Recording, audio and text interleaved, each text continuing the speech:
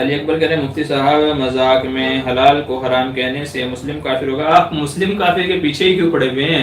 آپ کیا لوگوں کو کافر؟ بھائی دیکھیے اس طرح کے جو مسئلے ہیں ان میں بڑی احتیاط کرنی چاہیے. کفر و اسلام والے جو مسئلے ہیں اس کے اندر بڑی احتیاط کرنی چاہیے.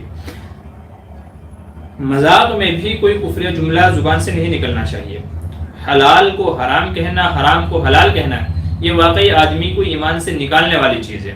آدمی کے ایمان ضائع ہونے کا اندیشہ ہے. تو اس طرح کی باتیں مذاق میں ہوں، سیریس میں ہوں یا کسی اور وے میں ہوں نہیں کرنی چاہیے، کیونکہ ان سے ایمان جانے کا خطرہ رہتا ہے. تو اس لیے اس طرح کی چیزیں نہیں کرنی چاہیے.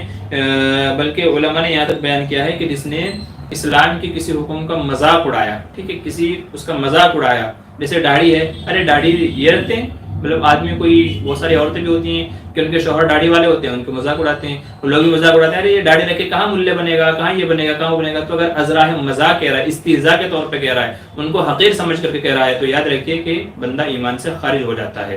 تو جس نے بھی ضروریات دین کا یا شاعر اسلام کا مذاق اڑایا تو وہ دین سے خارج ہو جاتا ہے، اسلام سے خارج ہو جاتا ہے. تو اس لیے حلال و حرام کے اندر بہت احتیاط کرنی چاہیے.